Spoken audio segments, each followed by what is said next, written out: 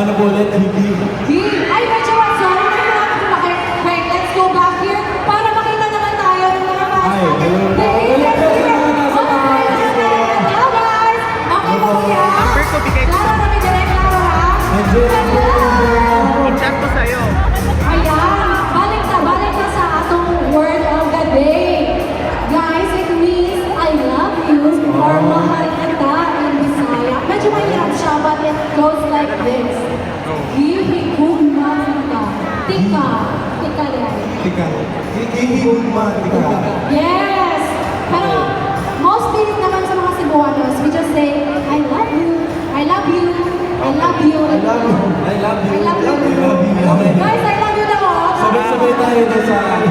Sabay-sabay tayo. 3, 2, 1, go! Hihigugmatika!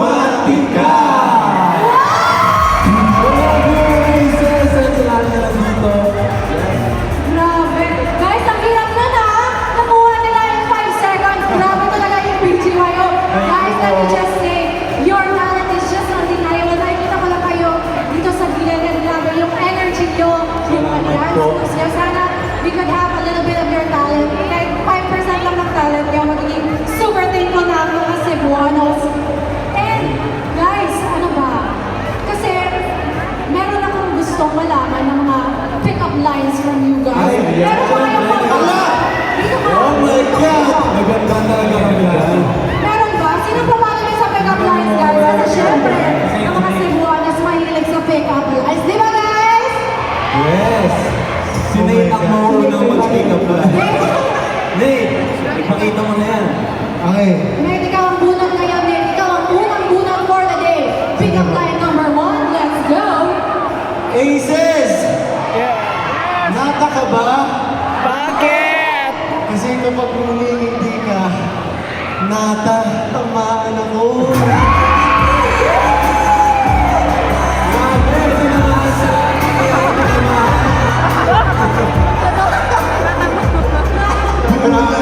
Sorry po. In fairness sa'yo, Nate, ako parang pinaghandaan mo yun. Yes. Pinaghandaan ka ba? Pero ako, wait lang po. Ano ba? Si Kuya Jay, ano ba?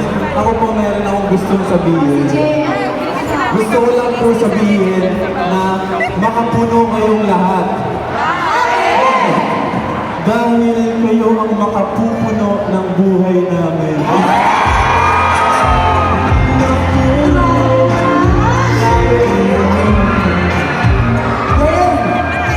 Meron kasi Aki. Mais ba yun? Ano? Mais ba yun? Ay, hindi kami corny. Ano ba yan? Pagpasaya sa kanila, makukulang ako sa tulog yan. Masyado na